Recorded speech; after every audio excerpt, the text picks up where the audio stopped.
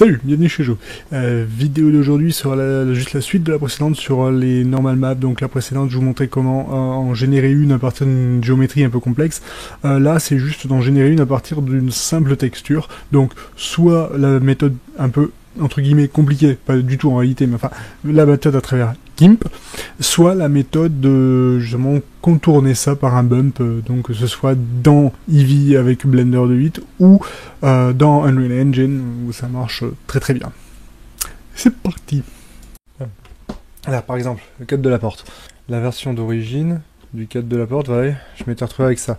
Puisque chaque triangle a une couleur, ça m'a retrouvé avec une quantité de géométrie complètement insensée. Et ça, j'ai aucune envie d'importer ça ou que ce soit d'ailleurs. Pas envie de travailler avec ça, c'est là, on bouffe les ressources.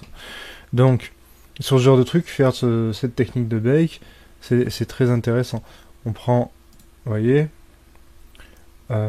lui, tac, j'ai enregistré le truc dedans. Alors là, j'ai pas mis la normale, elle est pas chargée. Parce que là, je m'en fichais un petit peu, et surtout que ça ne servait à rien de générer une normale depuis ça. Puisque là, elle aurait été toute plate. Donc la solution, dans ce cas-là, quand Blender ne peut rien pour vous pour créer la normale, vu que c'est lisse d'origine, si vous voulez quand même générer, faire donner un semblant de creux et de boss, il y a une solution. Et ça s'appelle Gimpune. Gimp, qui va ajouter de pouvoir, par exemple avec Gimp, voilà, voilà l'image. En fait, j'ai importé la texture, la diffuse là, qui s'appelait d'ailleurs, oui, non, qui s'appelle. J'ai renommé entre temps. Enfin bref, on s'en fiche. Et je lui ai demandé d'utiliser un voilà. Normal map. Alors pour les Windowsiens, il faut que vous chargiez toutes les extensions, etc. Les Linuxiens, je vais juste vous donner la commande juste après. Vous voyez, en fait, hop, j'expérimente le truc bêtement. Voilà, hein, j'ai augmenté l'échelle à mort pour que ça se voit mieux. Bon, c'est assez simple à utiliser en fait. Hein. Vous voyez, c'est assez simple à utiliser, il est très efficace. Et ensuite, non, CTRL Z, parce que comme je l'avais fait, je préférais. On s'en fiche. Hop. Ensuite, il me suffit d'inverser ça dans Unreal. Les Linuxiens, petit aparté pour vous, pour nous Nuxiens, est-ce qu'on le voit bien, les Linuxiens, il faut savoir que nous pouvons faire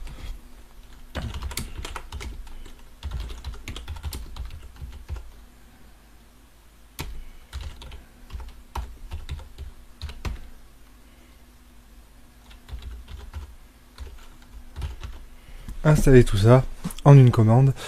Du moins les Ubuntusiens, mais les autres ont tous des équivalents, c'est pas un problème. Et à ce moment-là, on se retrouvera avec GIMP full option, notamment avec tiens d'ailleurs, ça me fait penser qu'il fallait que je réinstalle Gimmick. Donc on va faire ça, hop. Chouic.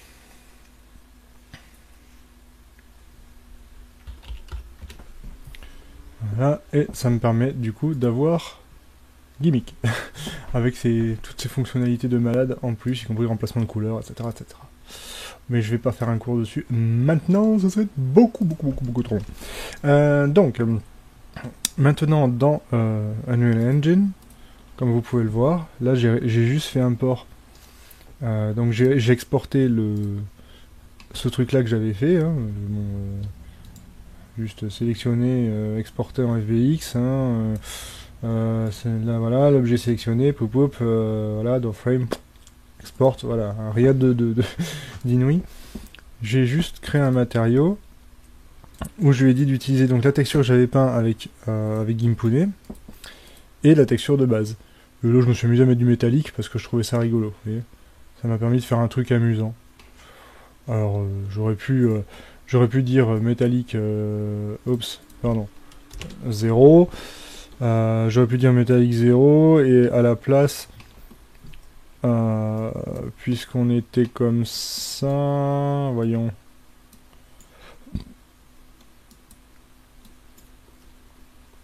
J'aurais pu décréter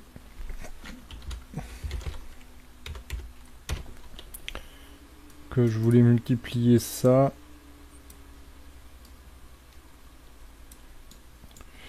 par on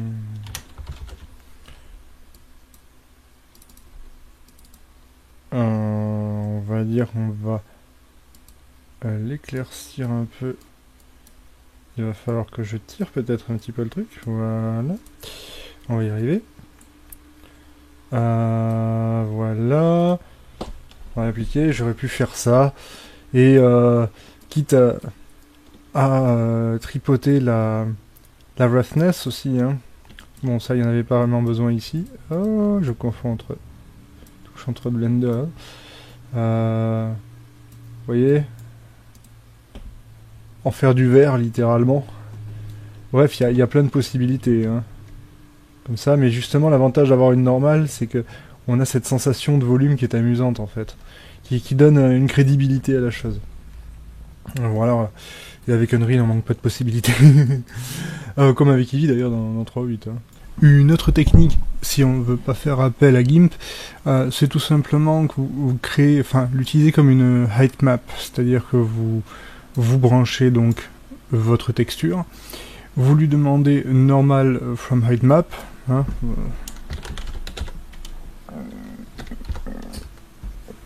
que vous avez ici.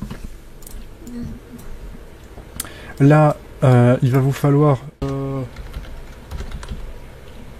voilà, un objet texture donc qu'on va définir, qu'on envoie ici. Donc cet objet texture, donc c'est la texture qu'on voulait diffuser dessus. Ensuite, l'intensité. On va plutôt mettre.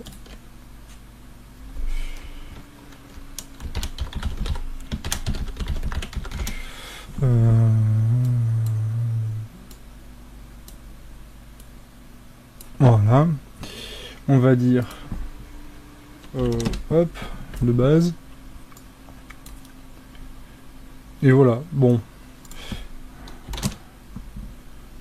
Vous voyez, ça va vous donner une impression de profondeur. C'est moins élégant que les trucs de Blender, mais ça peut suffire dans certains cas. Ici, par exemple, ça suffit à donner une sensation d'épaisseur.